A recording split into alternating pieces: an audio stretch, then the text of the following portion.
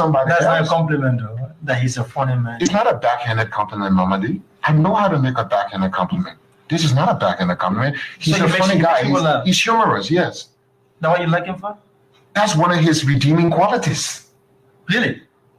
Darius is a funny. Yeah, you said with Darius, he makes you laugh a lot. You know, he's a very funny guy. No, to be frank, that's true. He's humorous. He is humorous.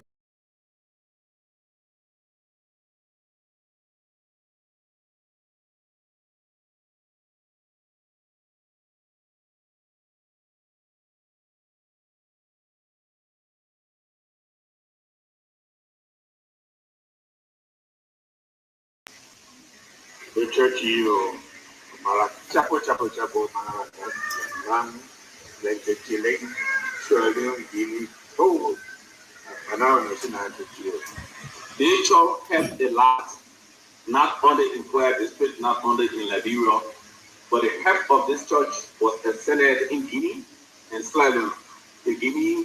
The Guineans, the Sierra Leoneans, they are all aware of the contribution of this church.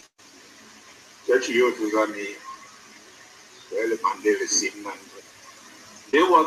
this church was the main cause of Muslim religion not to expand too much here. We are grateful to all of you. Bad people will use electronic and free media. They use everything to promulgate direct propaganda. So they take advantage of that and they spread their own direct propaganda to outpower us, to outsmart us, to direct us around the world. So investors cannot come here because you want to come. They'll be afraid. That's their intention, not to allow investors to come. So they do all kinds of things to destroy this government image. That's what I know. Because this government cannot involve itself in killing people and killing people. President Joshua, when he became president, he opened a church. In more recent time, and just over the weekend, Ambassador Joseph Boakai made a statement that people shouldn't take men's job and give it to boys. He's a boy taking over a man's task in the presidency. What do you make of that? Two things I want to say. That statement doesn't go well with me. If Mr. Weah is a boy, then I think he's a good boy. Because Joseph Boakai, former Vice President Boakai, dropped in his heart, he collapsed. Almost died. It is that boy, because George Weah, who ran there, pick him up, charter a plane to fly him abroad for open heart surgery that made him to live today with pacemaker battery. He's a battery total right now. So the battery is controlled by the white man who gave it in the medical center where he was flown to. So maybe he's not well to speak the way he's speaking. He's not well. He's using battery. It's not normal. A man who is using battery and a man who has a natural eye, compare the two. So Joseph Boakai, the former vice president, he's using battery. He's a battery total. Such a man cannot even be president of this country. He's sick. So maybe that the frustration making to speak the way he did, calling the president boy. Austin Kawa of Freedom FM. Austin, welcome. Who's now hosting the what? We were talking. How is the show called? It's called Freedom Hard Talk. Oh, okay, Freedom Hard Talk. Freedom Hard Talk. Yeah, welcome. We also have with us Oliver Kine, who does the Freedom Hub on Freedom FM. Welcome. Thank you very much. Okay, let's now go across the table. Okay, former Minister Samuel TWEAH, it's been quite a while away from the microphone in such a form. Welcome. Thank you. But please focus on the mic. Thank you for having me. How is life? How has life been? Well, life outside government has been great. I would thank the Almighty God. Great. Yeah. Okay. Now let me just say to people out there, we have all of the issues. So this interview is very structured. Each of the guest interviewers will lead on the different topical issues. Anything you're thinking about out there is going to be covered in this interview. So since I'm the host, I'm going to start it with him and then we go across the table. But at any point in time, anybody leading on a particular topic, other people can interject with questions, but people will lead on the key topical issues we have. You said life is good. You were sanctioned by the U.S. government, the major ally of the country. That should not be a pleasing thing for anybody. Life has its adversities that are thrown at you. As many purpose, you take it in strides as they come. So I'm unflappable. I see challenges as they come. Adversities that are thrown at. I can't change the past. One may Nobody say can. it is not a challenge. It is something that you allegedly did, I didn't for do- which you well, were it's like, sanctioned. no, you know, I had an elaborate press conference on that, and I didn't do that. And I think hopefully we can talk about some of that in this interview today. These are allegations. There are no proofs. But you're in a situation. You have to deal with that. That's what I'm saying. Life brings us challenges, and you deal with them as they come. So How is the family coping with this? well, I have a very strong wife, God-fearing and prayerful wife, and brings us challenges. she has been my pillow. I must say that, and she has a legion of religious people, pastors all over the country, all over the world. I can say, who are always in constant prayer. Many times when I was here, they would come to the house to pray. You know, they call. So she's holding it in stride. It's difficult for her, but you know, I'm stronger. Let's say she's a woman, but she's strong. Without her, I don't think I would be strong as strong. She's my backbone. So the family is coping well. You know, she's holding it in stride. You and your children, has it brought a better bond? Without her, I don't I think it has. These adversities tend to bring families closer together. My sister in the U.S., families across. You know, we're taking it in stride. I think the maelstrom will be over. I have absolutely no doubt. Are you making any efforts? Let's suffice it to say that the maelstrom will be over, and we'll come out of this sailing. Have you been fleeing? Have you fled the country? Is it like you fled the country after inauguration? I think it wasn't more than a week, and then you were already out of here. Julius, if you followed me, my political journey, my professional life, and in my personal attribute, I fear nothing. I'm unflappable. I'm not. Want to kowtow, to fear, to be intimidated. I am honest and fair. In some sense, when a new government takes office, I think they need to be given the space to govern the country. Unfortunately, when CDC took office, we were not given that space. But in my fair sense of judgment, I think, you know, we took our cases, respective cases, to the Liberian people.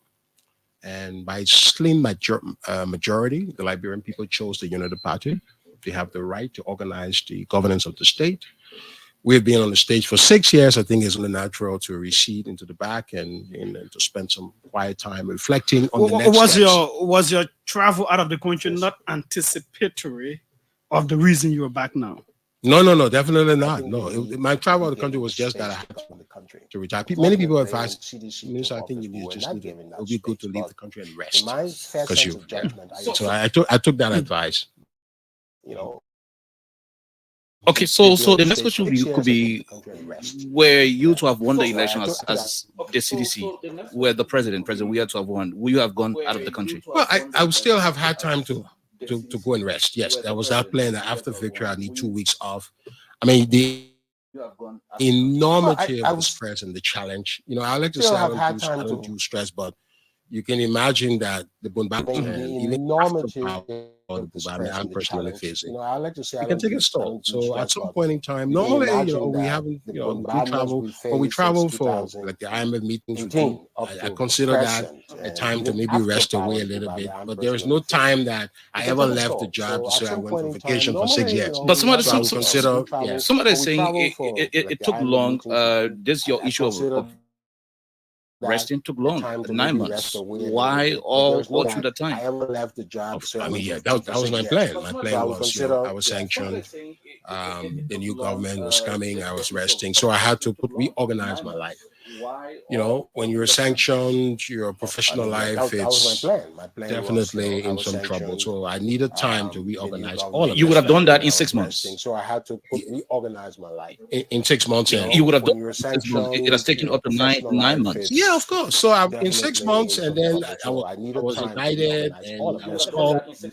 So after that, when indictment came, I also had in 6 months and organized with my lawyers my return to the country. Okay, but it was not my return. So in 6 months, it was not an indictment that precipitated my leaving the country. So after that. just a I week also had after to the reflect election, and and organize with my lawyers. I mean, you have to. But it was not my return. Well, that was It was not country. indictment. I didn't flee. Even the president left the country. They tell me The one president week- left the country. 1 week They- between election, between you losing election and you're leaving the country. I mean, Inauguration. I mean, yeah. I didn't attend the inauguration. Exactly. Even the president left the country. Between me, you nobody president really left the country. knew an idea that you were leaving the country. I mean, was there a purpose of? There was absolutely no except purpose. you- Many government officials But you- left the country after the But your election. leaving could seem like you were disappointed. Except the or public, embarrassed by except the results, so country. you No, didn't want to be absolutely, here to be absolutely a not. Many government officials. I was left the advised by country many friends, after the family, many election. people say it's a good thing to take a step back and leave the country. And I took the advice. Except the public. I was not except fleeing the from country. anybody. No, absolutely, What were you- absolutely Listen, not. I walk into this I was country even after an advised by many indictment. Without an friends, indictment family, in many people January say it's a good 23, thing January to 24, take why a would step I back leave and the country? What would they I do to took me? the advice. I've said I to was not people, fleeing from anybody. and I will say it on this show would you- today, Listen, the Liberia we I live walk in into this today country even after is an different from the indictment. Without Liberia we an lived in the indictment in January 1918 23, January 24, why would I? Nobody leave the country? What would they do to can me? illegally, to should people- illegally go And I would say and it on this arrest show somebody, today, the Liberia we violate live in their today privacy. So I have is different from faith the in Liberia that we lived in process. the 1980s. I told people I can stay here. What do you do to me? To come and arrest me, you have to convince a or the judge 1990s. who will have to give you Nobody a rate. can You can't illegally- arbitrarily, as the law illegally enforcement, go just move and arrest me. and arrest That's the democracy we somebody, live in. I have faith and confidence in violate that. their So I privacy. wasn't fleeing anything. There was a new government. They So had I to govern the have country. faith We in had to that see the process. space. Now, I for told- example, one of the reasons you want to stay away, like you Robert said, you David, I haven't have been faith at and the confidence in that. microphone for Yeah. almost So a I year, wasn't right? fleeing If anything. liberalists, so I don't want to be in the government, country yeah. commenting govern the country, on we had to things, see the trying space. to, For example, even on social media,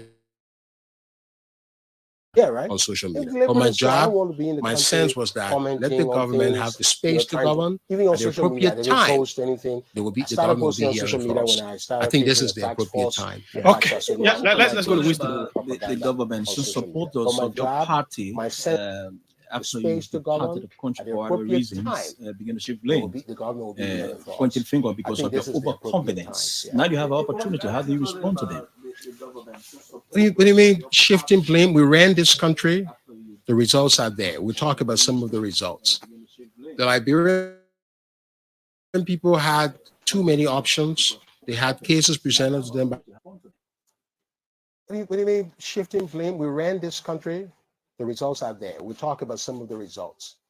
The Liberian people had too many options. They had cases presented to them by different parties. There were a lot of misinformation that characterized these elections. We'll talk about some of that. And I will speak directly to the Liberian people about the power they have on acting on information in their possession to make changes in the country. They have to ensure that the information they act on or they vote on, that information set is accurate and is robust. If it is not, they will regret. And so a lot of what happened in the last 6 years were propaganda against the administration. We were buffeted by the maelstrom of propaganda since 2018. And some of the conversation today will review what that propaganda was, what information Liberians received, and I know that information. I'll summarize the election for you in one, maybe. I think we will come. Yeah, all right. Yeah, you're right. Let me just go back on his question, on Winston's question. You stand accused as one of the key reasons why CDC lost the election. Even some of your partisans, they point accusatory fingers at you as being one of the key reasons. One, your harmonization policy. Two, how you said certain things, the overconfidence, sometimes misstatements, and all those kinds of things. You talk about the issue of electricity with agriculture, all of those things, people bring them in. Definitely. But everything I said happened. Okay, so to wrap the election, you lost. No, hold on. You have to point to me what I did that will cause us the election. Without harmonization, we would not have made it to the election. So that can be the reason why we lost the election. Without harmonization, and we have the opportunity during this hour or so on other shows to talk about what harmonization is. It's the most politicized elephant in the room, harmonization. People don't understand people understand what it is. A lot of people understand, but they distort it for political purposes. I think the ordinary Liberian probably doesn't have a fair sense because there was too much noise in the election and the conditions in the country. The moment to understand harmonization is now. So let me say clear cut to Liberians and citizens. If we had not done harmonization in 2019, the government would have collapsed by 2021. that made us sound convincing. No, So until you came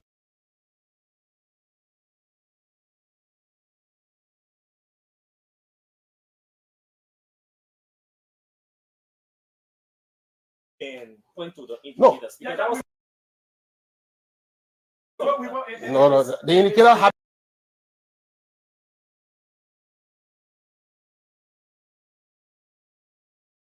in 2009 when we missed the first World Bank Georgia support of $20 million that caused the salary crisis. We missed $20 million support. And yeah, I mean, 20 million.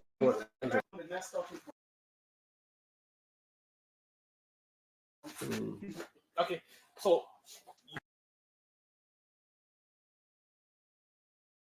anyway, I think the assessment is with the Liberian people. I think the Liberian people are beginning to understand that the promises that were made to them were fallacious promises. You think so? Yes. And first of all, let's go. Let me look in the camera and look at the Liberian people. No government, including this government, will ever reverse harmonization. Why? Because to reverse harmonization is to do something bad for the country. Harmonization brought a nurse, a driver who was making $1,000, and another driver with the same skill who was making $150, arbitrary pay scheme across the country into some rational order. It brought 10,000 people making higher salary down and took 15,000 civil servants up. To reverse that, you have to bring the 15,000, the 7,000 people, give them the hilarious salary they had up, which was not tied to anything, fundamental. And then you just don't have the revenue space. And you can't get into an IMF program by reversing harmonization. The government has signed an IMF program. If anybody from the government told you that they're going to reverse harmonization, tell them to say it's a lie. Reversal may not necessarily be like bringing others down, but trying to make it better in terms of making people's wages better than what. But that's what we did. 15,000 Liberians. But that is not what the General Auditing Commission's report says here. This is for adverse conclusion. That is the compliance audit report on the National Civil Service Payroll Audit for the period which we pay for, 2018 to December 31, 2021. This audit was done under you. And it says 9,287 employees represent 13.7% of employees. Records on the alternative temporary automated payroll system were not available for physical verification. 3,970 employees representing 5.9% of civil servants across 80 ministries and agencies earned above the harmonized pay grade expected salaries. The total monthly difference in excess salaries payments amounted to 518,000 plus. 32,759 employees representing 48.7% of civil servants across 90 entities of government earned below the harmonized pay grade expected salaries. The total monthly difference was 5,710,026. How do you respond? Nothing you say I would disagree with, and nothing that say is a criticism of us. I told you we took 7,000 people down and took 15,000 people up. I didn't say we took everybody up that needed to be going up. So hold on. Listen. 15,000 people went up. No, 15,000 people went up. 50,000 people needed to go up. You don't have the revenue. The reason we harmonize, you don't have the revenue. You don't have the revenue at any given time to take everybody up. So you need to find savings within the fiscal space, within the wage system. The real thing about harmonization is that there was no order before harmonization. So most of the savings came from the order we brought. Accountants who have bachelor's degree with 5 years experience should not be making disproportionately different salary ranges, which was happening. One accountant will be making $2,000, another accountant of similar grade will be making $300. That's inequality that is unjustified. So harmonization brought that. Harmonization look at immigration officers, Teachers, look, voluntary teachers, we put them on the payroll. Health workers, teachers, we fixed medical workers. We raised the salary of medical doctors from $700 to $2,000. We did a lot of transformation in that space. Yet we did not have the fiscal space to absorb everybody. And gradually we started to reinstitute people gradually over time. It was a work in progress. University teachers got a 62% pay increase. Their salary now is probably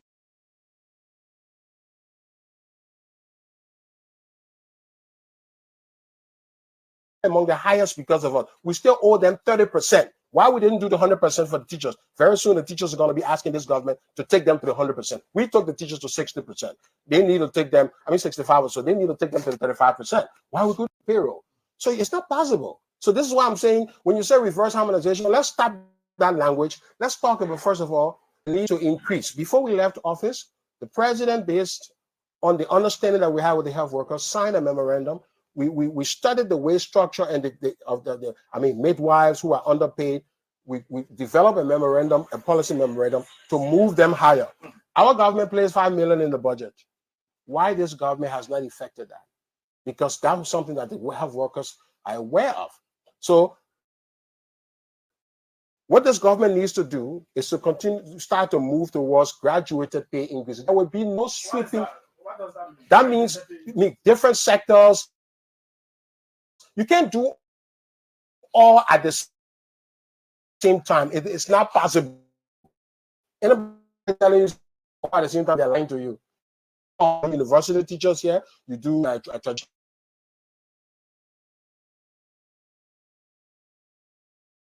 even our development partners say, listen, and I challenge the development partners. I said, we came to office, we came to power after 12 years in opposition.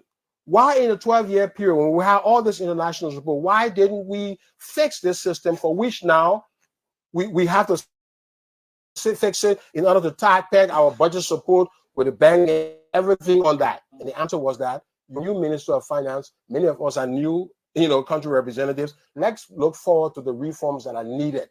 But there's no way you can justify American taxpayer, German taxpayer, European taxpayer money when one nurse is making 1,000 or one secretary is making 1,000 and another secretary making 200. There's no order to your pay wage. We demanded this so you have the excellent opportunity, and we took that. And the reason is that we had no option. Revenue performance. When we took over, we inherited not a solid revenue situation. Our revenue was declining. In 2018, revenue was struggling. 2018, 2019, revenue was struggling. So what do we have to do? The president announced his pay cut first. President cut his pay. Then we announced a voluntary pay cut that saved $7 million that we used to do the programming. So let me just bring it back. Yeah. Yeah, because I was coming for follow up. So. Yeah. It is also a follow up on the state in the GSC report. No, the other aspect. Hold on. Listen. I am the one asking. Yeah, but there was one aspect I need to clarify. You will, but let me just ask the question. The adverse conclusion says, based on the audit procedures performed, and the conclusion paragraph goes, the National Civil Servants Payroll data set on the alternative temporary automated payroll systems, ATAPs, are not in compliance in all material respects with state laws and regulations for the period January 1, 2018 to December 31. That's unfair. So let me tell you what GSC is looking at. GSC went to Boko there. In a country must have travel for their pay. That's a complaint the traditional workers and the teachers say. How come these people were not on the payroll when we have to travel sometimes without the traveling distances? So what we told the church, our technicians say, listen, those numbers are not actual. Go back, you will actually see those people. So you can't go on one spot job in the interior, now find somebody and call them ghosts. There has to be reconciliation. Normally when you do an audit, you have to reconcile with the auditor. The auditor and the auditor have to reconcile. So when you look at those numbers, those are not genuine real numbers, say 9,000 ghosts. No, you have to verify that when you go back, you will see the guy there the next month, the next week. That's how the system runs. So those are the challenges that we face in the rural area. These are long distances. You go to River G, you go to places, you see teachers are not in classroom. Sometimes the teacher can work for distances, come to Monrovia to run behind the plate. This is why we're decentralizing the pay system. These are all the reforms that we're doing. So the GSC report is not contradicting many of the things we're saying. Some of them were temporarily have to be reconciled. In terms of pay raises, we took people up 15,000. We cannot take all of the civil servants up. That was a clean. I made that point significantly because of revenue difficulties. And this is why you would do it on a graduated basis. So we stand proud on our record, and we're asking the current government. We know they can't change the system we built. They can never change that system. They criticized the system when you were there. Why make it they can change it? Well, it's been 9 months. Have they changed it? So let's forget about the criticism. They are now governing. What can they do to the system? What they're doing to the system is probably they're going to make it worse. And we'll talk about some of that. Yeah. If I'm correct with your math, 17,000, 15,000 up, 7,000 persons down. That's correct. Or yes, at a certain level, that's 22,000 persons we're talking about. Yeah. That's less than 22% of the civil servants we talk under your leadership. Right. We're talking about less than 22% benefit. The rest is not. Well, you got to understand what the reform. You took the salary of Ministry of Finance, Civil Service Agency, I think Foreign Ministry, 5 agencies of government. They took the salary way up. Then they stopped. So you have a country where there are about 95 to 100 government entities. You start a reform with bloated wage structure for certain ministries, 5 of them. You realize, oh, I can't continue this reform. You stop it. Okay. It's like you go into Maryland County and you put 5 gallon in the car, 10 gallon, and say, I'll reach the people. Hold on. And you reach the Ganta. Hold on. So the elevated salary at Ministry of Finance is not the salary at Ministry of Agriculture. There's a vast difference between the wage structure of Ministry of Agriculture under the United Party government and Ministry of Finance.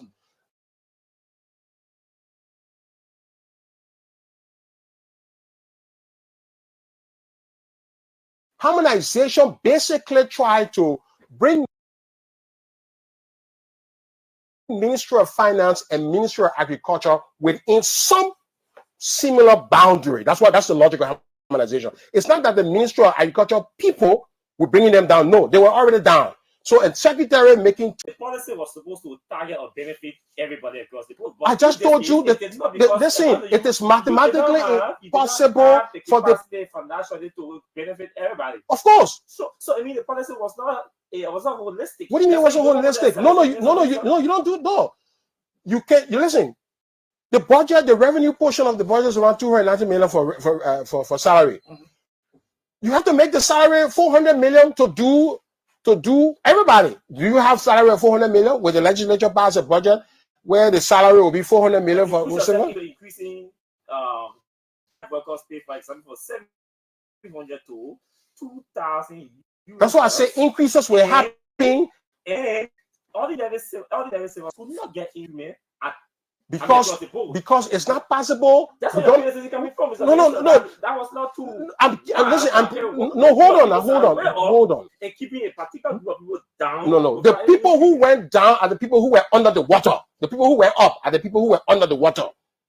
Immigrant people were making $45 US when we took over. You want immigration people to continue making 45 while some of the other civil servants are making 150? So you just agree that not over 20% of the civil servants benefited from the policy.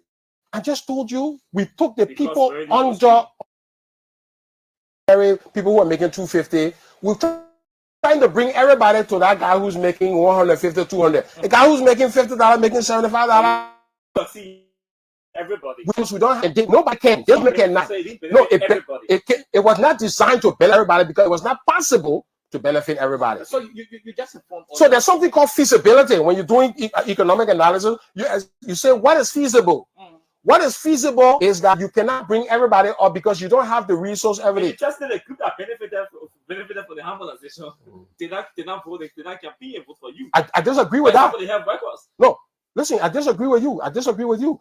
The 15,000 people who got to pay, the immigration people who are receiving $45, who are receiving $150. Besides harmonization, we brought to minimum wage at around 150. You took way up there. Who took way up? We took nobody way up. Mr. Miller, from 700 to 2,000, that's way up. No, I mean, medical doctors coming. Let me tell you. No, it doesn't A driver making more, a driver making $700, and I mean, a driver making $2,000, $1,500 in this government, and somebody who went to school for 8 years at Dougherty making $700. The president said that was unjust. What are you studying for? What do you go to medical school for? So we took the doctors up to 2,000. That's why some of your critics believe your harmonization policy, especially the portion, the bracket that targeted help because you have. If you won't criticize my harmonization policy, you have been directed to the. No. Listen, if you won't criticize my harmonization policy, don't do so in theory. You are now the government. Take every civil servant to 100% now. So here's the situation. That's it. So the criticism of the harmonization is not theoretical. Mr. Minister, It is current right now. We have a wage structure where people are still significantly underpaid. Let this government bring everybody to a desired level that is. Okay, but if that's who's criticizing who now? Okay, how you criticizing me if you're not able to do something? If it's not feasible, you're a student, you study economics, do something called feasible. so here's it. Here's it, Mr. TWEAH. The guys are saying you cannot declare that they are unable to, revise the harmonization policy because you bloated the payroll. You added a lot of people that you shouldn't have added. That's the other propaganda that we have to file. And the fact that they've started reducing the size of government, they've laid over 800 people from the Ministry of State, around 107 from the Ministry of Transport, and every other ministry and agency people being laid off because they think you reduce the salary to have other Liberians employed. You increase the payroll with your partisans, and that was the reason why you could not up to the salary or structure you inherited from Fiscal.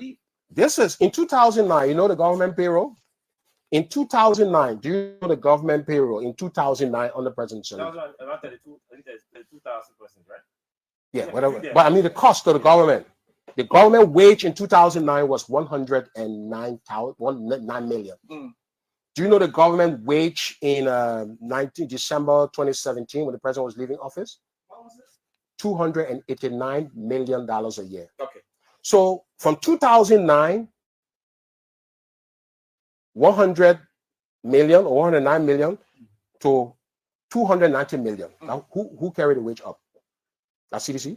And where did you leave it? So when we got in, look, CDC put around like 3,000 or 4,000 people on the payroll. And I will not tell you we put people on the payroll. But one of the things we did was we found savings for absorbing of our people. I just told you we achieved 7 million in cuts. Ministers were making 7,800. We brought ministers down to 5,800. They're trying to carry ministers back to 7,800. We brought ministers down to 5,800. We did saving. We cut across. So 7 million was found to pay for some of the hires that we did. We partially paid for some of the people that were brought on payroll. So the idea that how many people we put on payroll, do all the analysis is going to be more than 5,000, 6,000. The wage bill was already 290 million. By the time we did harmonization, wage was 297 million. We brought 2,000 health workers who were not on the payroll. You know the cost of 2,000 health workers? That's like $12 million every year. So $12 million, as we said in the campaign, and people did, and maybe some people listened, some people didn't, $12 million every year when all the money was coming to this country to do health, to do stuff. They didn't find that 12 million to put the people on the payroll. The health workers, the partners were paying 12 million every year. 12 million every year they were paying the Unity Party government. When we got in, they said the money finished. So we had to find $12 million from the budget to increase the wage bill by 2,200 health workers. So what are you talking about? We bloated the wage bill. We're solving serious problems. No president has consequentially solved problems affecting health teachers than George Manuel in the CDC. Not this current government. It is clear. The evidence is there. We move on to the issue of procurement violations. ETON, IFOMA, we have the yellow machine situation now, so we have to bring that to you. Some of the earliest critiques of the government, and we used to be on your backs, was ETON and IFOMA. A whole lot of people, opposition, media, thought this was a 419 that you all were trying to go into. Why were you leading the country down a rabbit hole? You know, it's a very interesting question, because at the time, when you come to office, you want to achieve something quick. Let's face it, the previous 12 years in the Unity Party was pretty slow. I mean, things were done slowly. So when we came, the President mandate was that, listen, I'm not going to take 4 years to do something that I can do in 3 months. So he's calling for accelerated, aggressive pace in doing roads, because technically the binding constraints and the infrastructure challenges were bottlenecks to the economy, and ameliorating them was too slow. So the idea of doing the coastal highway came up, and we started the process. We identified funding source. We're criticized and trying to move too fast. Even our own partners were criticizing us, the IMF, the World Bank were criticizing. The idea behind that was to find money to be able to do road work faster. The challenge would be that maybe the interest rate, so we work hard. We're not going to get it at the World Bank interest rate. Well, we legislated them in a way they were. We didn't. No. I mean, that was part of the criticism. We follow a process. Were they legitimate? I believe that they were legitimate company. They were not fraud scheme. Were they able to produce the finance is a different thing. Were they able to produce interest rate comparable to like 2%, 2.5% that was forced? Because our partners will not accept anything. Our partner will not accept definitely 2.5%. But if you find 2.5%, the World Bank will be jealous, and they will look at it suddenly, and they were definitely not able to meet that financing. So we figured out that it was too optimistic. We did the legislation. We met the policy benchmark in a way that was quasi to the requirements of the law. We can say that for practical purposes, we sacrificed some of that for expediency. That was not a sacrifice. It was a violation. Okay. Violation in the interest of the country to move faster. No question. We have that. There were violations in the interest of time. Okay. The critics who violated or who said we violated now took office. So Igbo went to legislature.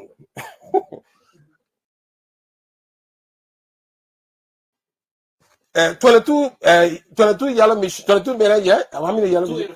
285 yellow machine comes below the standard of Iboma and Eton. So how do you describe that? So this is the two-way process for Iboma and Eton it's better than the procurement under the yellow machine. So are we making progress? Do we criticize one government? So the question is, why were they rushing? They were rushing probably for the same reason that we were rushing. You want to impress your voters. You want to show in 100 days you are moving process. Our procurement laws, and let's be honest, some of our procurement laws can benefit from reforms. How do you see this whole yellow machine saga? Oh, that's what I'm saying. The yellow machine saga is not realistic. I mean, beyond the violation of the law, I don't think that's how you transform agriculture. We'll get into the fundamental structural reasons why agriculture is behind the country. You can't just glut the country with machines and believe that you're going to transform the space. Equipment necessary, but it has to be part of a holistic ecosystem, a value chain, okay, where all the elements of the chain are satisfied. You satisfy one element to the judgment of other, you collapse the entire ecosystem. I don't think that's how you do agriculture. All the agriculture experts will tell you, you don't just take your machine and maybe you crack out, you do this. So, but we take it to the next point. Yeah. Back to the economy. Ask you about flow. First of all, what the current head by Minister of what do you think at the Ministry of Finance? Do they have it to bring about economic transformation? Minister Augustine Gafford is my personal friend. We went to school together at university. We did politics at the University of Campus. So, listen, he's a soup standard. He's a soup candidate. I'm a student candidate. So we've been political adversaries, but that doesn't mean that we've been friends. So we respect mutually each other. I don't have a recollection of him trying to fight me. I don't have any recollection. Did you try to find him when you were fighting? Maybe him applying for job certain places. You see, these are the lies. Why? Yeah, that's what I'm asking you. No, these are lies. Look, the lies in this country. I mean, it's amazing. Why would I fight that for to get a job somewhere? Why? I would never fight him. He's qualified. He's competent. He can get a job. Why would he stop me from getting a job? So all that stuff is just people coming between people to make a point, but there's no point in time I try to undermine his getting this. My perception, I think he's qualified, he's competent, but our challenges are enormous, such that the approach he takes has to be extraordinary. And he has the better time in the next years to see where we're going. And I'm sketching some of the challenges we have to face with. Now, they have a development plan that is still being consulted. By this time, we're launching our development plan. The problem in this country, the real fundamental problem, and this is an open advice to the president who's running this country right now. Roads are infrastructure, are binding constraints. We wrote the constraint analysis and we said infrastructure. But let me tell you, we have delivered infrastructure in some places and economic dividends have not followed. Buchanan Road, we built about $100 million through partner funding. The road is there. Traffic is like every 15 minutes before a car passes on Buchanan Road. Economists say traffic flow is not happening. If the road is not paying for it. Same thing with Anga. So why is it that when we put roads somewhere, we don't see the attending the economic benefit? This was going to be the crux of our PAPD 2.0. I discussed that with all of the partners. So we abstract from road infrastructure. We say we're doing the roads, but we assume the road is there. What happens to the guys who have the farms, the people who are living on the roads? Why capital is not going there? Why the banking sector in Liberia is only giving 17% to businesses, to the private sector, when in Ivory Coast, in Ghana, in sub-Saharan Africa, the banking sector is giving 3%. So we have that large gap between us and the rest of Africa.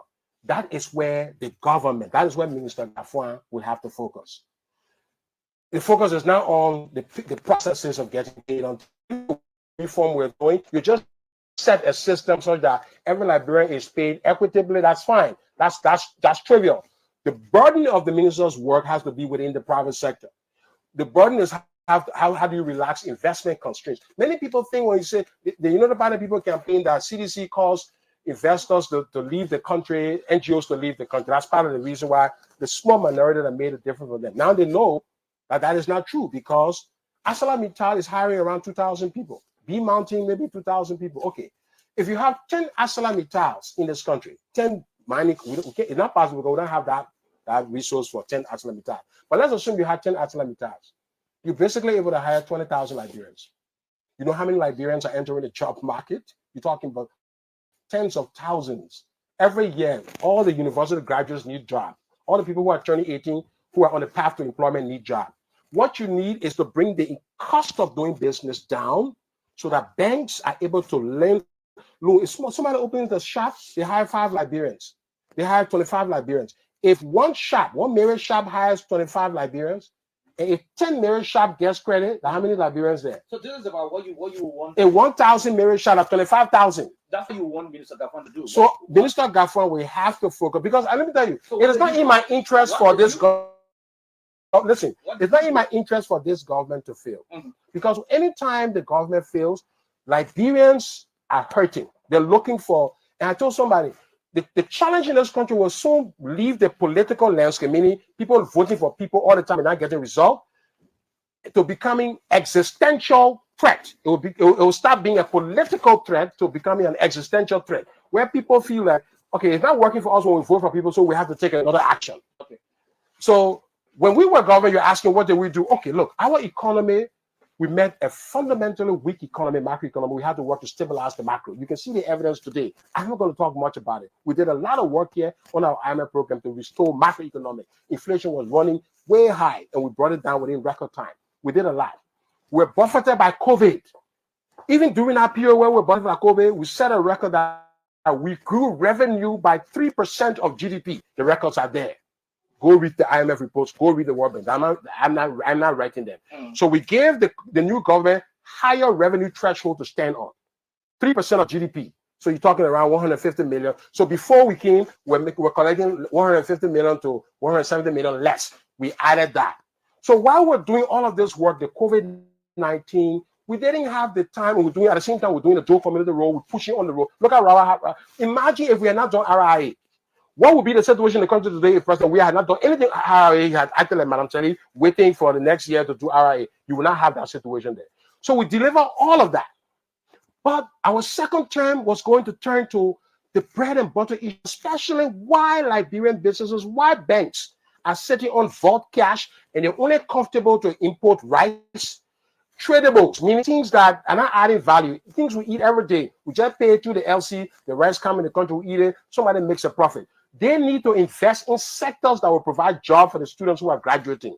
This is where the Minister of Finance has to focus. This is the conversation you ask all the bankers, you ask everybody, even the judiciary. The Chief Justice was gracious enough to accept a judicial conference sometime 2022. The idea was that when you talk to the bankers, they say, listen, if you want us to give boatloads of cash to businesses, we need to bring the judiciary in because there are some constraints. Okay. When you talk to the judiciary, they say, well, you know, the bank says, so let the family of Liberians sit down.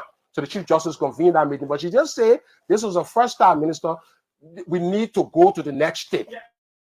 Before we advance on this conversation, let us play something out. Yes. About case. There's a case that plead justice. Why did you come the way you come? You know, try to explain to us the processes surrounding your going to the court without going to the nitty-gritty of the case.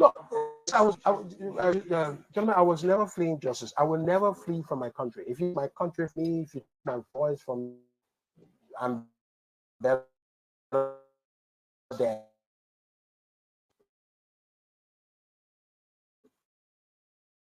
So I can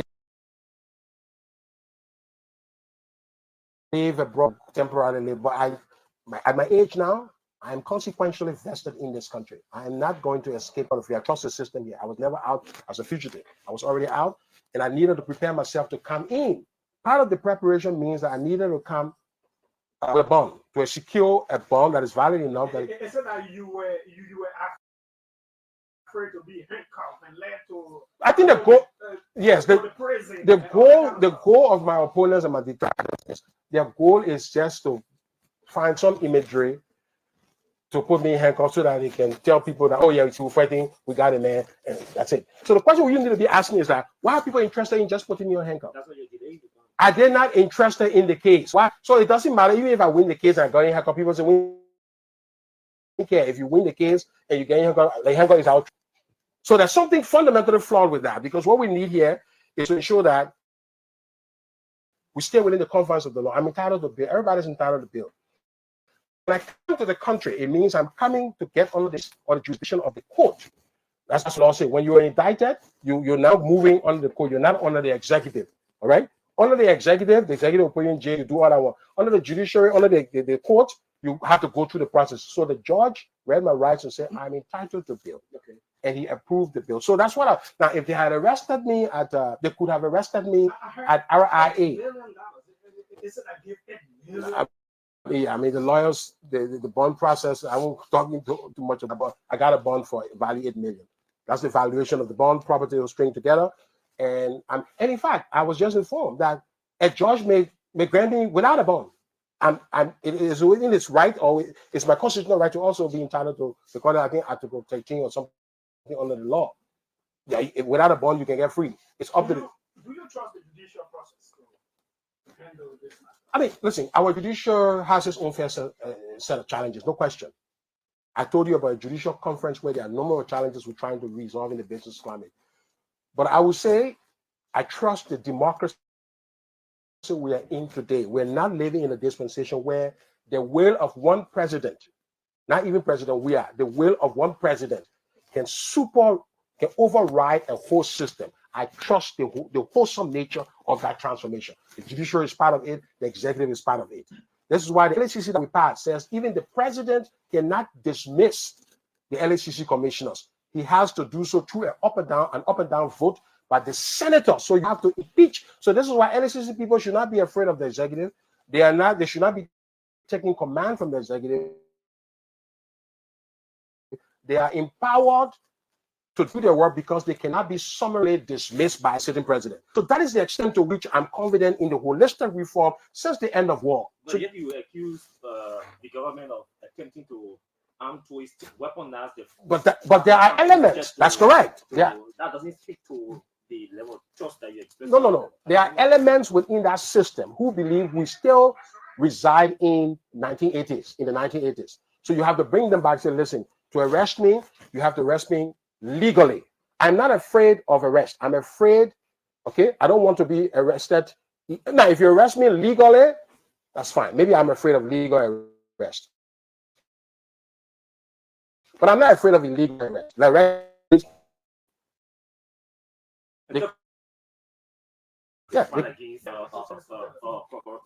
because I read a piece from you, I think it was 2-3 days ago. You described the audit process or the allegation as bogus and all of that. It says to me that you do not have exclusive confidence in the GAC process. The GAC that you, meaning your government, recruited and hired. That's a misreading. Yeah, you do not have. Jackson was recruited under your government. That's a fact. That's a misreading of what I wrote. I'm not saying Jackson was not recruited under my government. No, but that's an insinuation in your post. No. When the star allegation as a result of an audit report as bogus, you're indirectly telling the public that the GSC, the audit report. Nothing in what I wrote. My writing is still on my page. Nothing in what I wrote accused the GSC. No, but there's a word you use. That particular word you use, bogus. Yes, I said bogus. So what it says?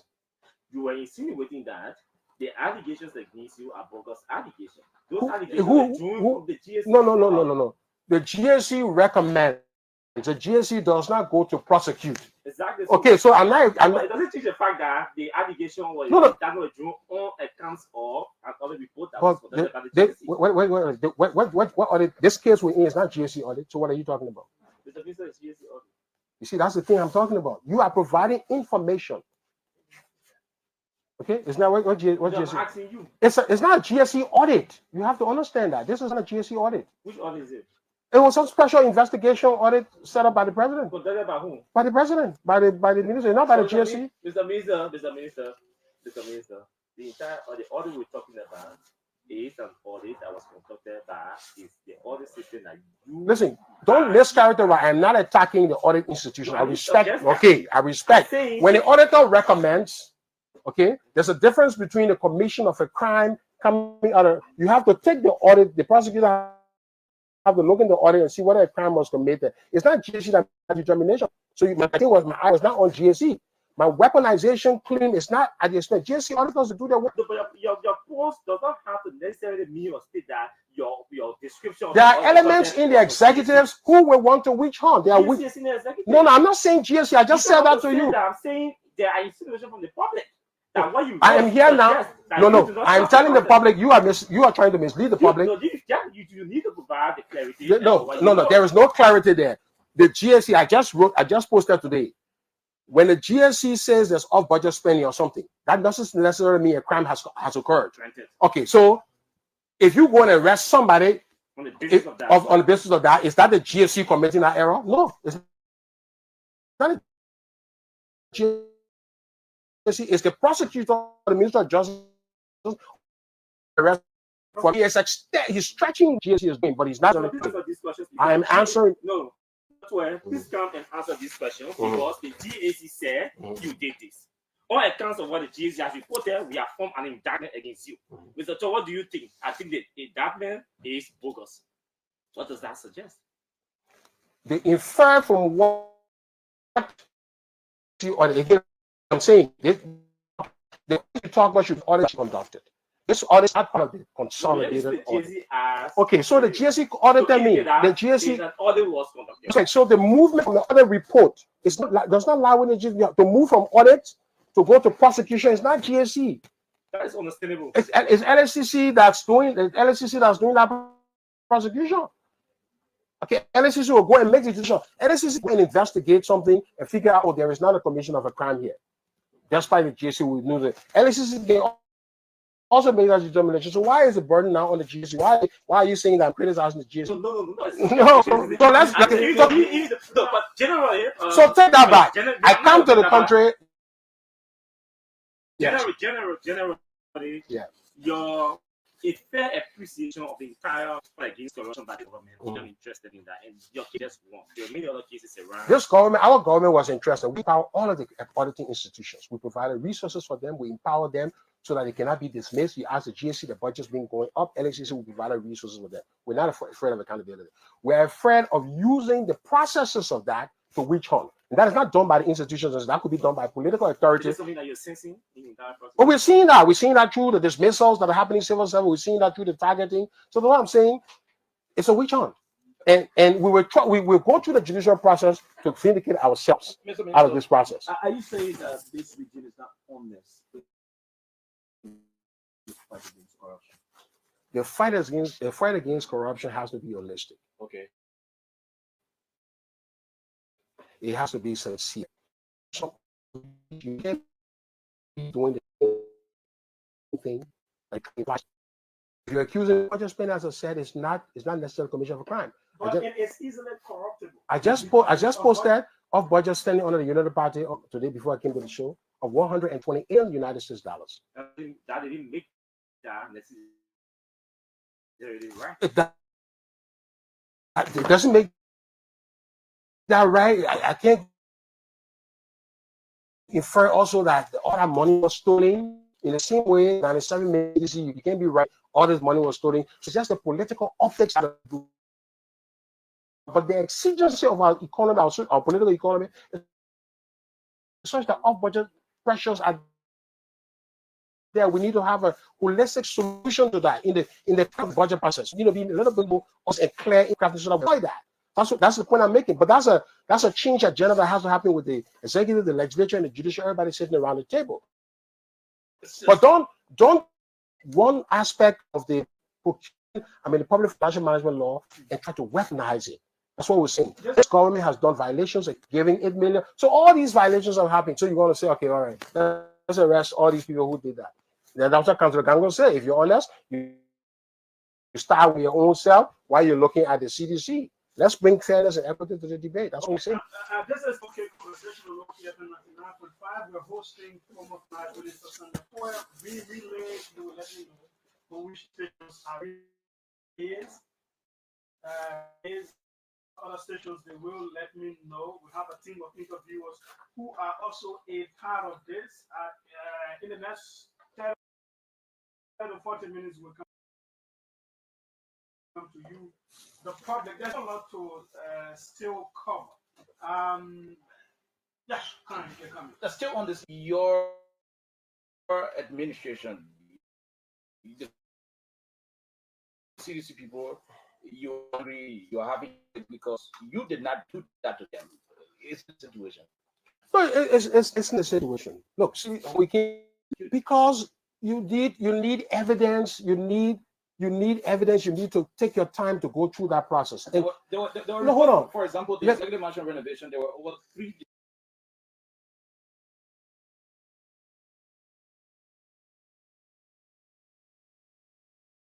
different reports. Yes, I want. Suggested that people took money. They did not renovate that place. And President, we are having to almost sound like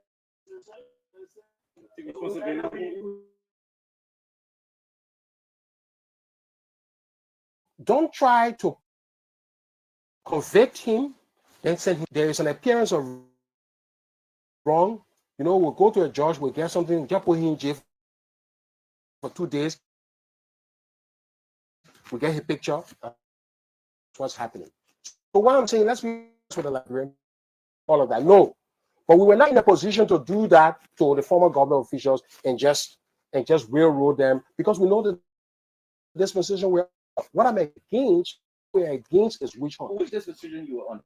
But we're under a fair and dispensation. Under your administration, I'm sorry we're taking you back to this. You have all of the reports available onto you. Yes. Were you not concerned about showing that? Well, the value of bringing the country together and moving the development needle was stronger under our government. That decision, we followed that course. We didn't want allegation immediately coming out of war. Okay, have we gone to start arresting people and start imprisoning people? You didn't take over the country after war. No, Onme just left the country. Onme had just left this country. Even Listen, if George Weah has started doing this, the criticism would be the man has not even sat in the office yet. After all of this fragile country, he's going all his former opponents. I'm telling you, this opposition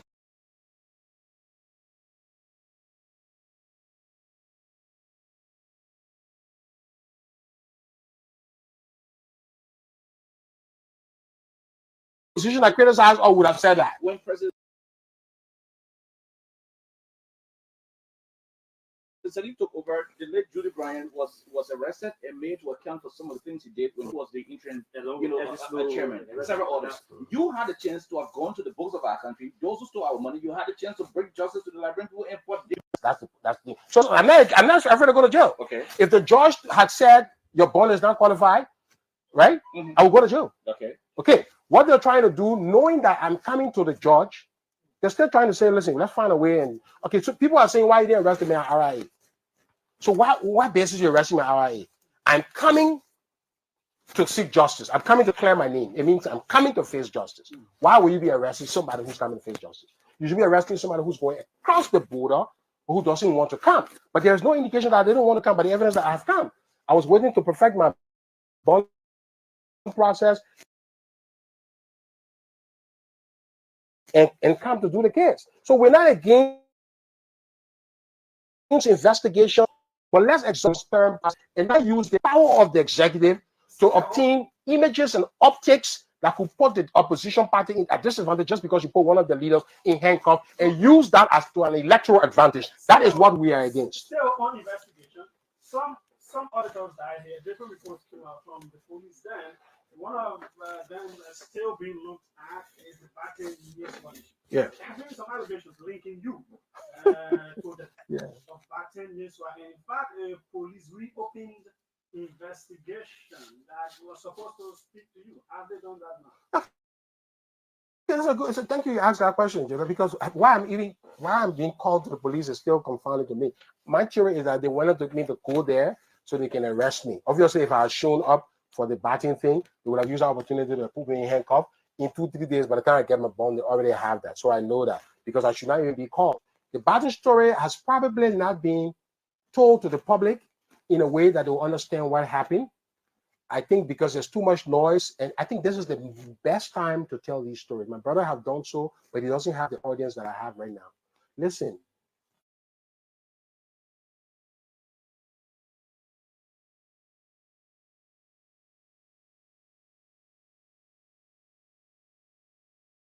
On the night that the thing happened to Bari, I called my brother and said, I'm coming to the house to spend the weekend. I think it was a Friday. And so because of that, he didn't go out with Batin then. He stayed with me. So, yeah. So I was there. I would Batin. Normally, and Thomas, now all of them, they will be where they are doing their stuff. So he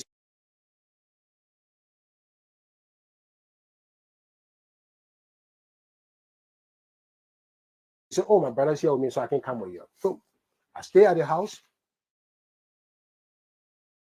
2 a.m. I'm sleeping. My security knocked my door, say, your brother said you should get on the phone.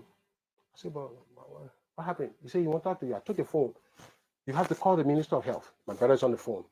Probably, but believe that Batin is always in some fit, so they're not taking it serious. So Norris said, the man is bleeding, and the three of you are waiting for me to come from my house.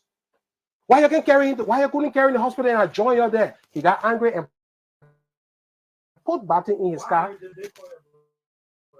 Because that's a question. So he's asking, why are you calling me when you could take the man to the house? Why? So my brother is some figure among them. He's a lawyer, to respect him. So they always do things together. But his anger was that the man was bleeding and they believed that he probably wasn't, and they were just sitting.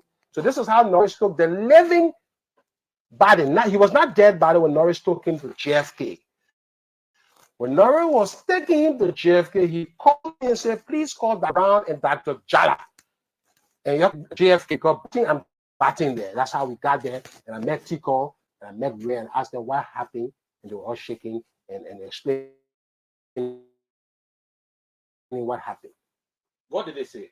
Oh, they say the debate was the batting for, batting not for. So we started asking, what? Okay, but if we started asking them, so what happened? Who carried the man up? He explained. They have all the story. The girl who was in the room, everybody.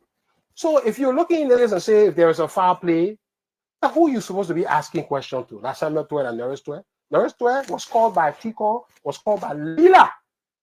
And he called me only to call Dr. Jala, to call our friends, Bill TWEAH, other people. That's how I call all these people and say, gentlemen, our friend is going to the hospital.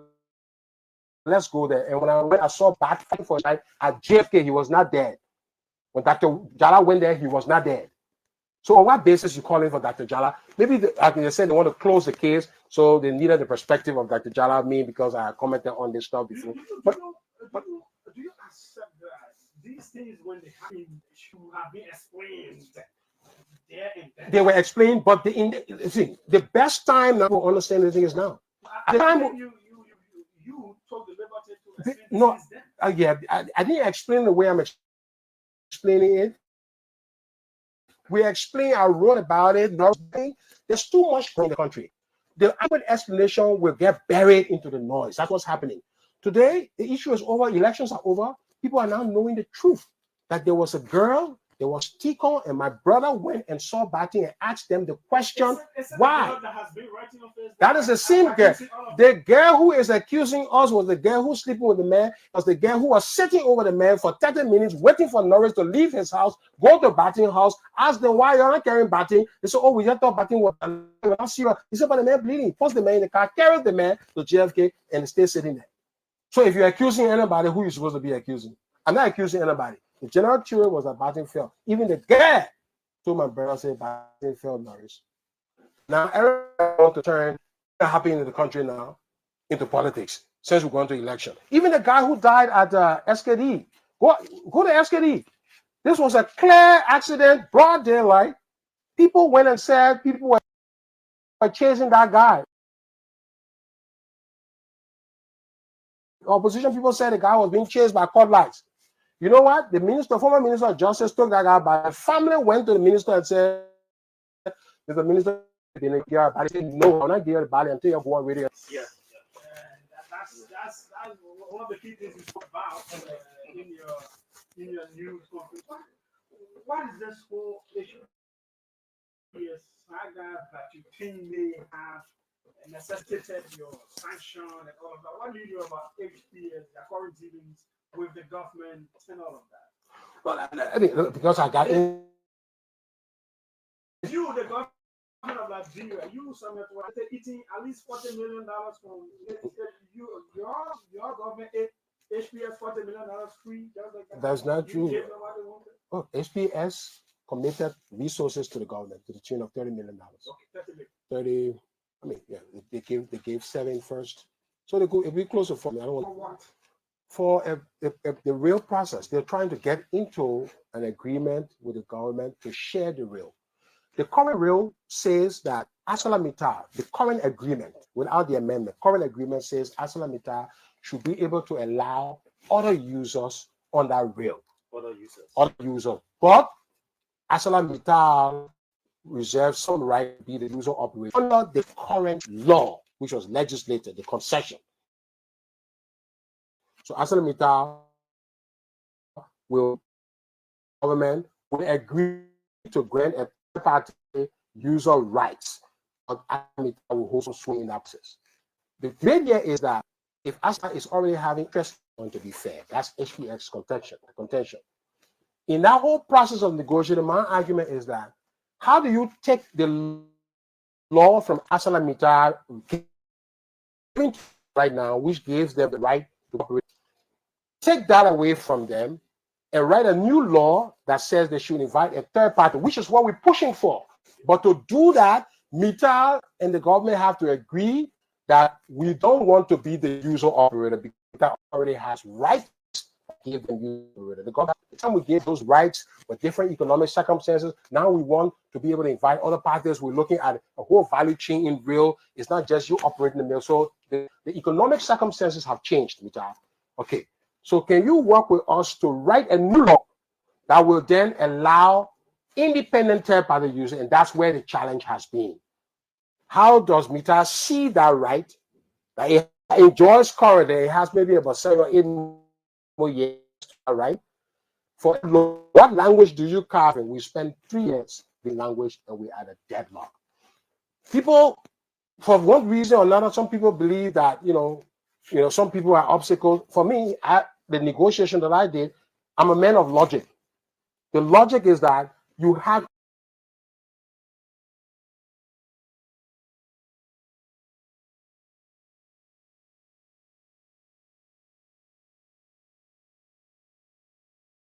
to go through MITA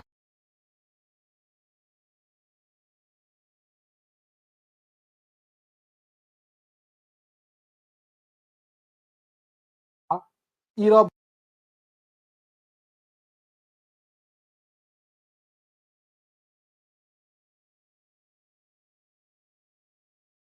by coercion or by suasion of some sort to be able to arrive at this deal. The only way MITA, you will have this third-party agreement is either through use the military or the army to go and bulldoze MITA and say, MITA, leave the country. We are taking our action. Then there are billions in the country. Probably some of all got sacrificed because there was an information I received that if MITA gets a 10 amendment, you will be sanctioned. People told me that people trying to sanction you through Manisky, they may not get it, they will do something. And when the sanction came, when they put money, I knew the guy was correct. But in this case, MITA didn't The agreement yet. And let's just say protected by the old. They have 7 years of the concession, and MITA is making some investment to go to the next stage of their phase 2, where we should have more people. So if we don't give MITA the second amendment, we also don't have HPS. Where are we going? So it seems the current government is doing better at this because HPS seems to want to build their own rail also. We're waiting to see whether that's happening. That's what we're waiting for. We're waiting to see, because if HPX is building a new rail, then there is no need for MITA to share the current rail. You got to understand that. A new rail means it's running parallel to what MITA has now. Is that the case? That's what we wanted to say. We told many of the investors that come, why don't we do a new rail? The problem with a new rail is that the mine that they're trying to evacuate from the south of the border, right around here, contains only small ore. It's not the main Simandou range. The Guineans do not want their ore to pass through to come this side. They want the ore to go through Corner Creek, which is more expensive. Investment is around 25 to 30 billion US dollars. So investors are worried why. So Guinea has some small ores around Nimba. So it's those ones that HPS want to bring. If you want to put $4 billion to invest, you need to be looking at the ore that Guinea does not want to come to Liberia. And we don't have any indication that HPS has that agreement. So anybody who says there's going to be a $5 billion or we're going to sign $5 billion, you got to take that with a grain of salt. Did this come before you also, because we've been hearing in the corners that MITA is paying more in terms of royalties to the government per ton compared to what HPX. MITA is the prime investor here. MITA is paying more money. MITA is hiring more people. MITA is doing everything. HPX, the government, if HPX ships ore, the government will get maybe, let's say the government get 2 million for every ton of ore. If HPX ships 2 million ore, I mean, if MITA, no, HPX, if it costs 2 million ore, the government, 2 million ton of ore, the government get $2 million. If they do 1 billion ton of ore, right, the government get that amount of money, $1 billion. So that's the price. That's what we get from there. It's not that they're investing in the country. Because of evacuating, they pay. MITA is the investor. That's correct. So that's it. So look, we want it. We want MITA, we want HPX, or we want a third party. But we have to achieve it. We talked earlier about feasibility. The realm, it's not feasible. Meaning you can't have two bags of rice. You can't have 2 bags of rice. So there are cases where you have to sit with other external partners. We see that the whole case to the United States government. Okay. We told the president, Mr. President, this thing is saying, because when I went Washington, I heard about this sanction business. I can't wash my hand. I said, Mr. President, people are trying to destroy my family. People are lying on me in Washington. People are telling me that I will be sanctioned. People say, listen,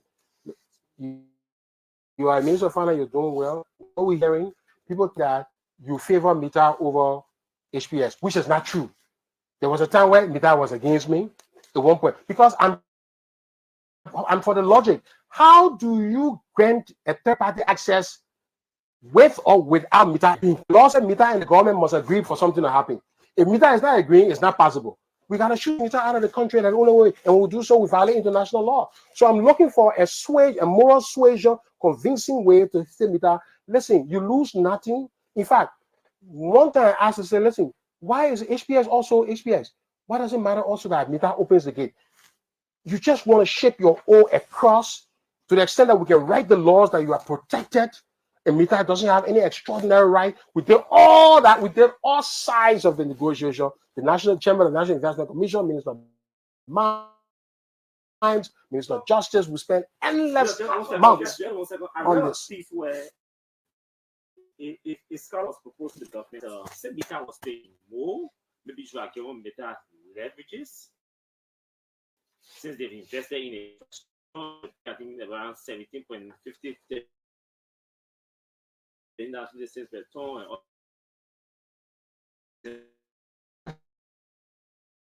No, Mita doesn't want additional leverage. HPX wants leverage. You are listen. Let me understand this thing. No, hold on. You were in this room. You in the room already. I come. I want to share the room with you. Who has leverage? You got a lease for the room. You got a key. I can't say I want to play oil and put bay there. So it means you have to agree that we change the lease and turn this compartment into my own and you here. So who has leverage? You already have the leverage. HPS wants to share the rail. The rail is for the government. It's not for Mita. But the agreement Mita has gave Mita the room to the purpose say it might go to third party user. The kind of law that we for him. That's what I was saying. Was that not possible?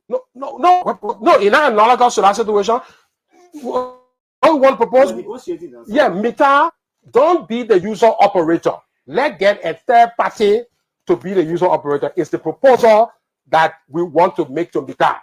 Mita, give up your user operator right. There are many companies in the world. We take an independent company that will come, you will stay where you're in Liberia, you are a real operator. Mita say no, we can't do that one.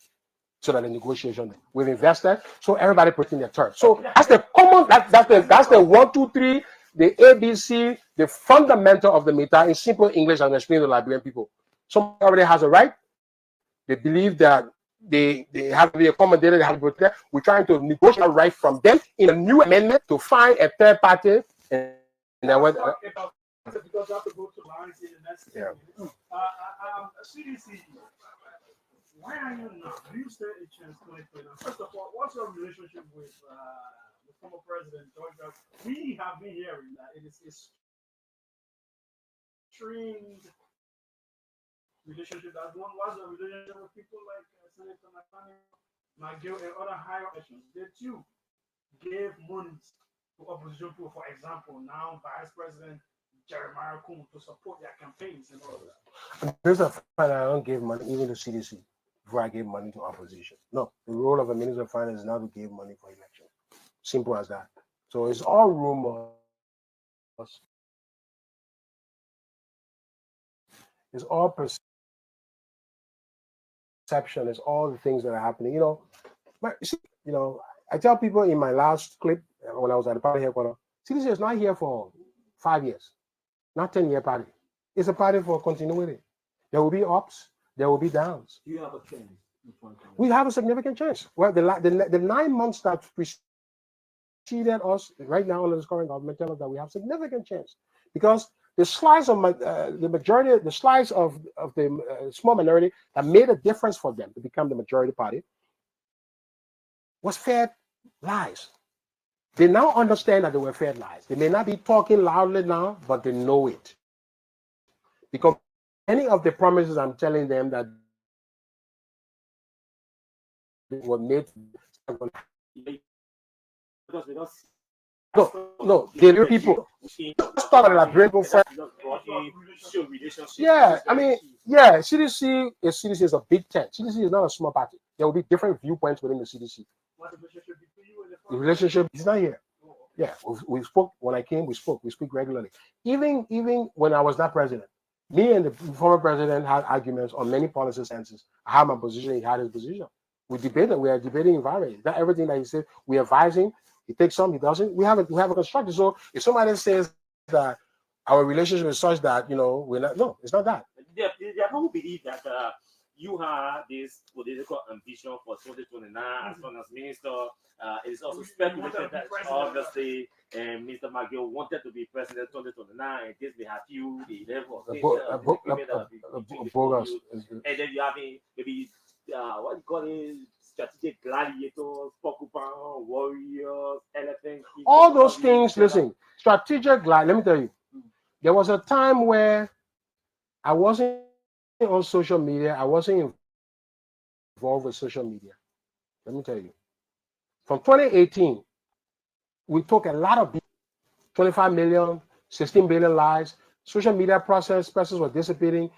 And so I'm sitting and saying, well, what is going on? This is what led me on this very okay show to call and say, no 16 billion is missing. All on social media, people are spreading, telling about 16 billion. When I said no 16 billion missing, even Rufus Luba said, you're arrest Samuel TWEAH. We were beaten on social media by propaganda. It was because of that that I said, listen, we need to take back the propaganda. Propaganda too much, we can't stand it. That's how the national ambition is, because to counter. So that's how I started to use the fake name Benedictus Samuel. So the I'm saying now. Benedictus Samuel, that's Samuel TWEAH. When I'm Minister of Finance, Benedictus Samuel. Okay, that's how we started using those names. Now, those names were not used for abuse people. It was that we're using to provide economic facts. How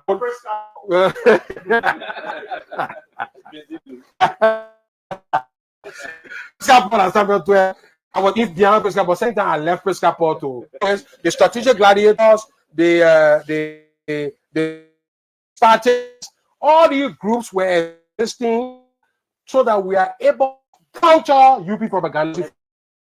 That's correct. There are instances where you will see a particular group, which I don't want to mention, you see a particular group of people will come post-school when TWEAH is on attack. You see them in silence. No, I don't think so. I don't think that. No, the real essence. Go back to Benedictus Samuel. Go back to see the kind of posting that we're doing. All today, even from TWEAH, the economic analysis that I've done under Benedictus, I can't tell that I will become writing my book. I will have to go back to Benedictus. There are many things I put out there that I can't get out of my head now. So there's a we are not prepared a return to the presidency. So we are look at the situation what's happening. The performance of the Unity Party government is going to tell people, Liberians, that Liberians believe that we are some of them believe we are the word just that said we are reduced poverty. During the election, it was said that we're in poverty. Right now, as we speak, the country on the declining poverty for more than 3 years. That means saying that the World Bank will Mr. President Bouaka sustain that decline, or because of the announcement across the civil service. Let me tell you, when you put 1,000 Liberians down, those 1,000 Liberians each have a person. You know how many Liberians you putting down? 10,000 Liberians. And they're paying for it. When you put 2,000 Liberians down, I went to civil service when we came, which was bloated. It was we could have dismissed people. We said no. So we're not going to exacerbate the poverty situation in the country. We rather rationalize people's wage structure to think something. I meant about people who don't have any income right now when I came. Okay, you think poverty will decline with that situation? So if 2,000 people are laid down, one SKD full of Liberians are going to descend in poverty because of that. I mean, so they're accusing, properly have hiring these people. That is not the people we met were not properly hired. We could have decided to put 30,000 Liberians down when we came. Okay. People were on general allowance payroll. The general allowance payroll was around 25 to 30 million. The point is, you should have. 25,000, 30,000 people on general allowance. What are you talking about? 47,000 people on civil service. We could have decided since all of those who were hired on general allowance were not hired under the civil service, so we sacked it. Did we do that? You know what you mean if you move 37,000 people? That 370,000 people you putting in poverty. So why didn't you process them through the CSA and We process them through the CSA. When you just think are just small thing. Harmonization will not be 100%. Nobody does the reform 100%. Okay. What you're arguing for is perfection. Only God is perfect. No process on earth is ever perfect. So when you do harmonization, you have a score of 85%, 87%. The question is, when the man is talking about the 13%, it's as if you didn't do the 87. No. Does it be you when you hear that there are people who you in the down meeting where, for example, let's use the foreign service as an example. Who was posted in the down meeting. Some did not take up assignment, some took up assignment. The government is refusing to pay them over 8 months because the process was not. Yes, some have returned. Yes, because they said the process was not done. There's a fundamental difference in program logic in governance here, and you guys. No, you got. No, we're not. No. We began reform from day one, and we began fixing this wage bill mess that we inherited. So we should get a credit. Go to the World Bank reports. Go to the IMF report. You get praise. All the parties praise our wage reform. How come our wage reform that's praised internationally, that's getting us all the tons of money? No government has received more assistance from the World Bank than the WEA administration. It's because of the quality of the reform that we push through. Our fact checkers are listening. Listen, you're talking about an expert here. So the second times you were fact checking. No, come on, I already side those times. The reports are I could be off by a kilometer. No, don't fact check me, man. No. This one has to be fact. Check that. Go on. Yeah, what I'm saying, wage reform. The wage reform we did was a boon to the government, to the economy, was a positive for us, and it led to a lot of good things. This is why I'm standing and saying it cannot be changed. It cannot be reversed. You have to improve upon it.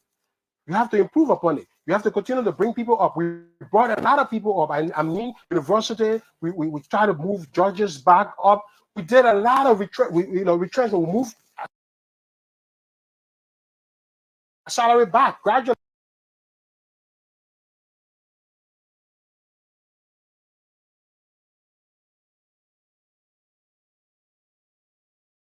We're not announcing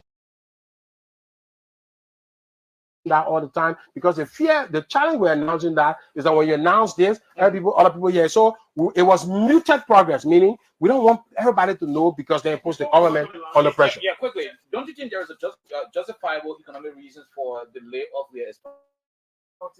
I'm saying beyond insulting president, nobody, the government, President Bouaka, my advice to the president is that you should take the situation and treat every Liberian as a Liberian, not as a sedition, not as a unity party thing or a liberty party person. No, as a Liberian who is entitled. When the president came to office, that's what he told us. He said, listen, people who voted for me are Liberians. They're not seditions, they're not unity party people, they're not liberty party people. They have a right to work for Liberia. That's why we kept them, we rationalized them. It's rather you rationalize rather than you take the salary. Because I just told you, if you put 2,000 people off the payroll, that's 20,000 people going to poverty. Are there any regrets from your service in government, the CDC government, and all of that? Any regrets? Anything better? Look, for some reason, if we had to do it again, we would have a different approach to propaganda. Yeah. The fake news that people were dying. I mean, today people believe that these people died because of people killing them. I mean, are you kidding me? That's propaganda. That's the effect of propaganda. You can write a whole book on that. People still go to believe that Baden Yusra were murdered. I have no incentive to kill Baden. The revenue people at LRA, they are giving us stealing anybody that the business people who they're harassing to pay more will be in trouble, will be angry with them. Not the government that are receiving the revenue from them. So how do you do a revenue audit? All those people were just unfortunate circumstances, but it was politicized. How do we deal with our politics? I mean, the conspiracy against the government in terms of misinformation, from 25 million fias mop up, lying, we use 25 million to 60. I mean, to the extent that even though 16 billion is a lie, you journalists are not able to hold Senator Dillon, all these people that say Senator Dillon asking the question when he comes on your show, Do you still believe 16 billion is you believe it's allowed? Now you haven't even know the price. Now he say there's no 16 billion missing. You never say that. As you know, you will never say 16 billion when I'm missing because he still wants to profit from the propaganda. So my regret largely is this communication piece that we could do better. In opposition, we have to handle that effectively now. The team, the CDC has to marshal all of its experts who are in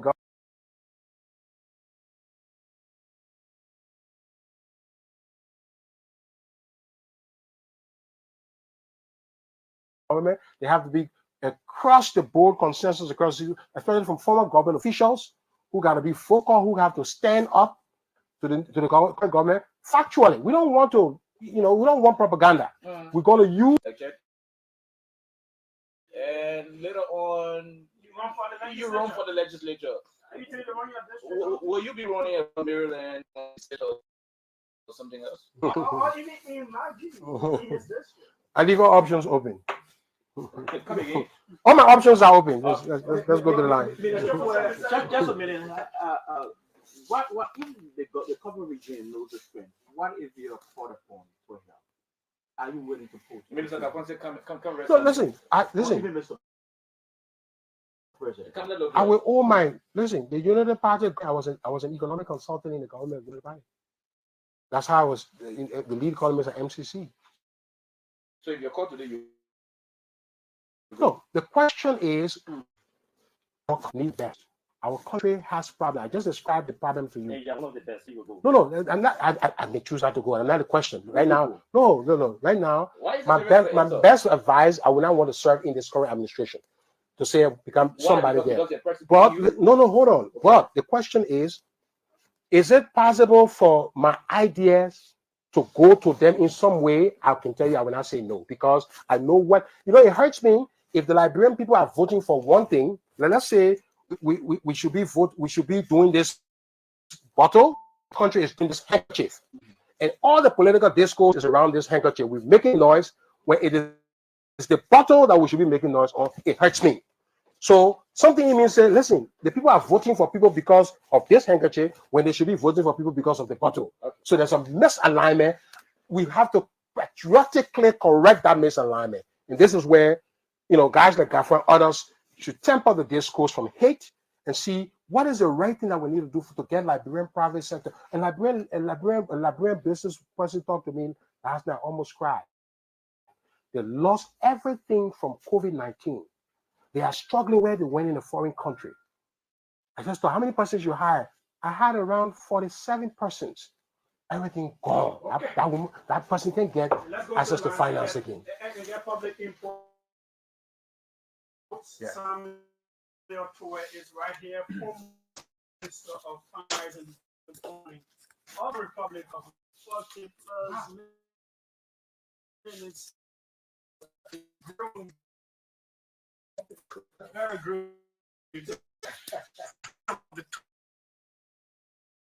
Around 700 555 number call. Welcome, sir. Yeah, Julius, how are you? I'm fine. Go ahead. Welcome, Hey, Chief. How are you, man? We have a country that was established based on a wrong foundation. What Minister TWEAH is saying in there, I think this morning I just called for you. And you can read on Teddy's curves in economics. It basically tries to speak about the twin evil that every economy faces: employment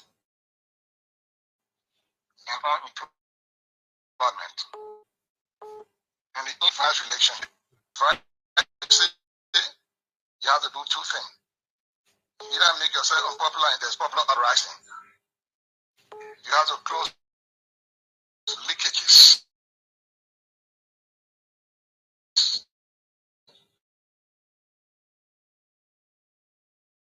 By cutting down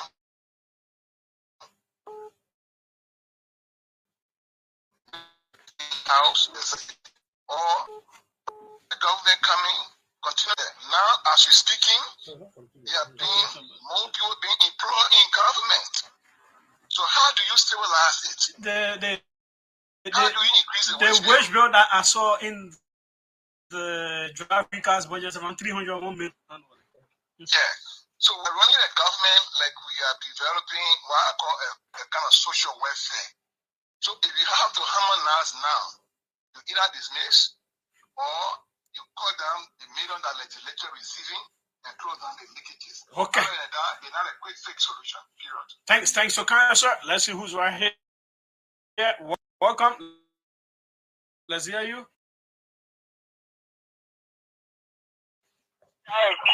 Good evening, the finance and administration, economy of our country. And my name is Go to the issue. You'll leave out that president. Yeah, I'll call you this evening for the help of the Mali program of democracy. Look at the issue. To me, I think some of them we are spending the collaboration on the economic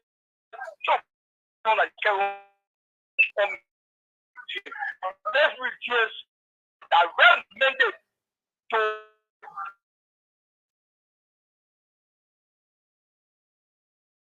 and what is happening? Ever happy the former minister, welcome to Liberia. But I got a question for you. Thank you to the panelists also. I think it's been a healthy exchange of to step as minister of finance that you did not.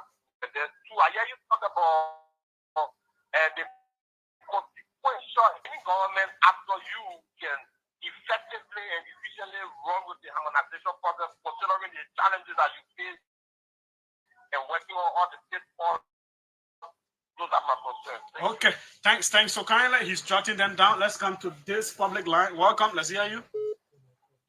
Good evening. Yes, go ahead. Yeah, I'm Thomas. We're calling for 7 seconds. Yeah, I'm going to on the past one. I'm into everything because on the regime, see that development.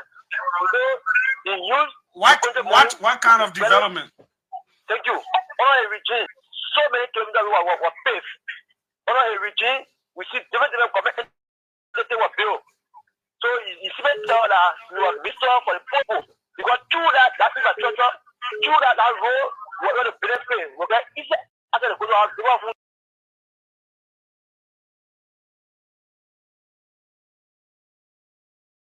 our various schools.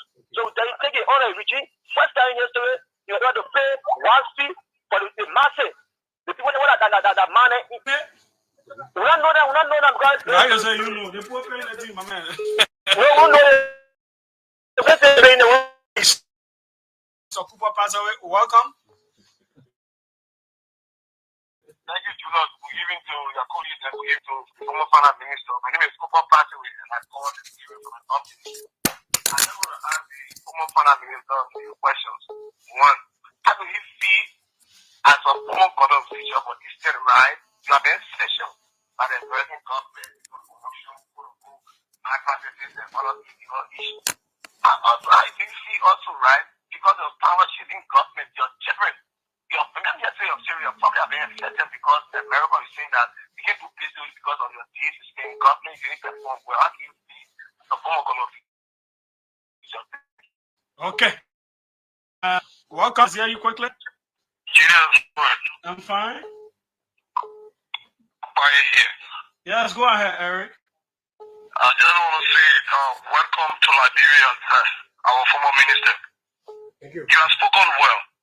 The issue about the sanction of your family, we wait that the U.S. government can give you people due process. As it is, we yet to know the reason why that was done.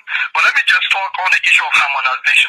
If this government feel that yes, indeed, harmonization was so terrible yesterday, we challenge them today to undo harmonization. You have come to rescue the virus, rescue the massive corruption. Drugs is impeding and killing our children right now. In fact, families today are unable to send their children to school. Massive unemployment. We listen to so united party people already. Okay, thanks. Kindly, we have to rush on. Let's go to LERC. I really look forward to hosting them. There's a few things we need to understand. But we have Clark Tume. I'm calling now as a citizen of Liberia, boss. I know, but why you want? No, I'm calling as a citizen of Liberia who has interest in the. Go ahead, Mr. Commissioner Clark Edward Tume. So, Julius, I think the most intelligent way to compare two governments is under circumstances whereby they are similarly situated. You cannot compare the an 8-month or 9-month-old government, the performance of a 9-year-old government to that of a 6-year government. It is unfair. Was he not comparing their first 9 months to? Yeah, so the way I'm going now, in the first 9 months of the CDC's government, unlike this government, the government was riddled with scandals. It was either Eto or Iboma or some kind of scandals or transactions that were happening. But you have the yellow machine. You have the comment minister gate. The machine situation is not a scandal. The government has said to you. The government has said to you.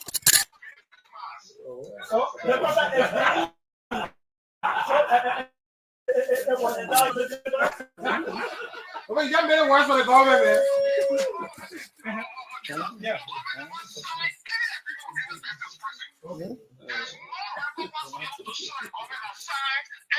Before the machines are coming, the machines came into the country. Okay. So the way the government is going through that is to go through the proper procurement or contract process. So there was nothing Okay. Thanks. So let's take the United Parties. I think you've leaked here, but also one of the deputies at the end. Welcome. Yeah, good afternoon, Julius. And let me say good afternoon to the Liberian people. You know, in Liberia, we have a very gullible society. If we were in a very serious country, we wouldn't have former Minister Samuel TWEAH sitting on the radio and bragging about the failure in government. Why? Julius, look at the entity that we inherited at the NTA. See the state in which we inherited that entity. It is a living testimony. Was he the head? Was he the head of that entity? He was the finance minister. And bulk of the appropriation and some of the financial malpractices that went on at various institutions, the Ministry of Finance were responsible. You are aware that all of the controller in the Republic of Liberia are various ministry and entity. They are being controlled and supervised by the Ministry of Finance through the Auditor General. And you hear that particular entity and you take blame for that.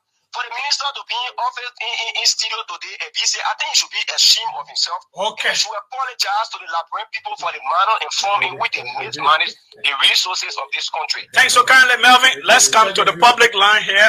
Welcome. Let's hear you. Hello. We lost out on you. Good evening, Julius. Yes, go ahead quickly. Thank you, Julius, for having me. I'm Emmanuel M. Super Junior, CRC of the Internet Cloud District of Office. Let me say a good evening to Honorable TWEAH. I have a concern. First, I have to appreciate the Honorable Minister what he did for Nigeria. It's indeed a great thing. Harmonization was strategic. We want to make sure that the economy was set on fire and we can experience that back unless that the United Party government is taking us back for. However, I have this question to ask the Minister about the harmonization policy. Did the harmonization policy affect the state-owned enterprises? If it did, then why is it that state-owned enterprise officials are still making up to 15K a month? Okay, thanks kindly.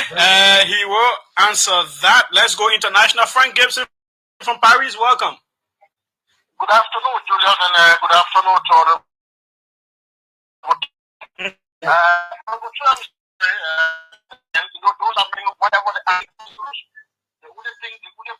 Did he say the American asked him to do something and he refused? You guys don't like Americans. I don't know what he's doing.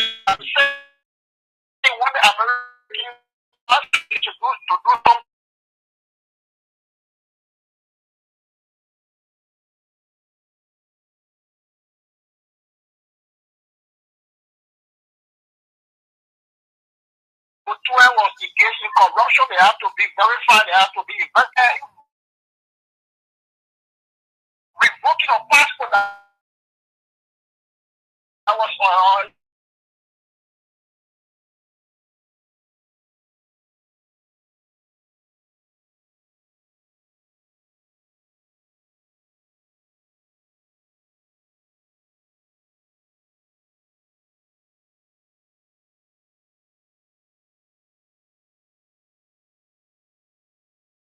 or fiscal.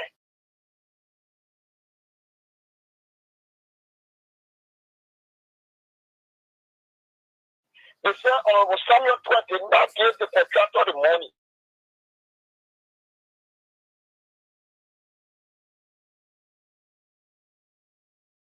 Let me squeeze in this final one. Former Assistant Minister Abu Bakar Ba. Quickly. I call him to say what he assumed of himself, a man who honored his work as finance minister at the University of Liberia and other public universities all around the country. Tuition was declared free, and it's still, I'm sure, it's something that the government currently is looking at to remove because it is the success of the CDC government. Under we saw poor people. Okay, thanks. So can we then we'll go back to him for the next 4 minutes to respond to the concerns that are coming.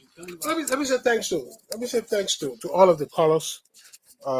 Quickly, the supporters and the critics, I appreciate your critical perspective. This is a democracy. You have a right. But there are very important questions that you all asked. We begin with the one on the state-owned enterprises and harmonization.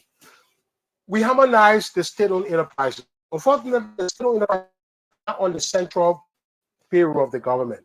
Most of the salaries at these entities before we harmonized, they were in the range of $14,000, $13,000, $15,000 a month.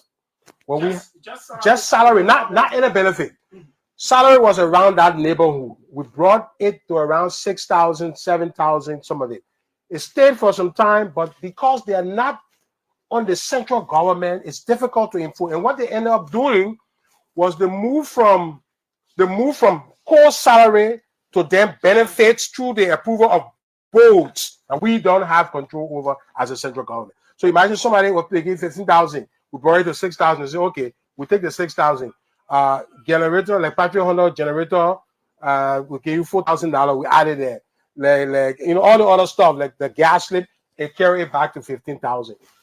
This government has the obligation to continue harmonization of state-owned enterprises because, listen, in 6 years, we were solving a smorgasbord of problems. The whole world was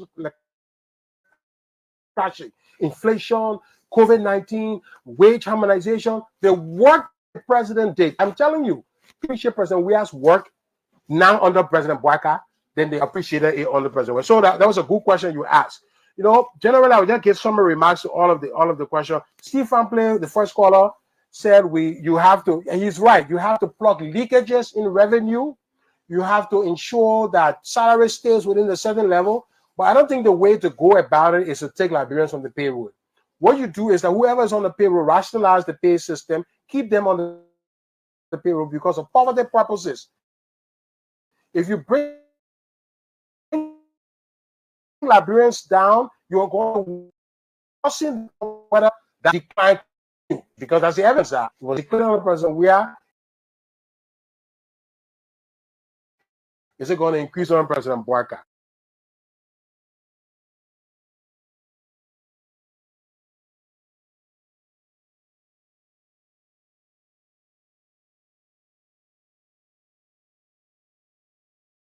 So, but your advice was well taken. What could you have done better? Listen to the gains that we're making now. Better, obviously, we will work holistically as a government as a whole to tackle problems. We will communicate our successes,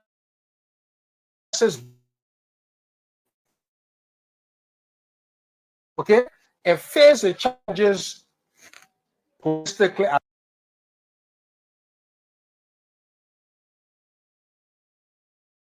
Dr. Robert Porter walked to my office almost crying and said, Minister, you are the first government doing what I always desire, send these children for training.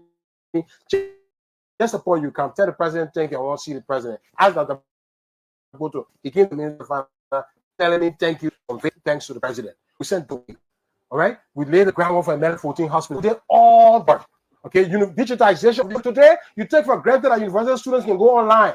When we came, people were in the president office every day. University students were protesting every day about registration. President said, but what does it take to digitize registration? We're in the 21st century. This is 2018. Are you kidding me? You guys standing online the same as the president best. Proof. He called the minister, the university authority.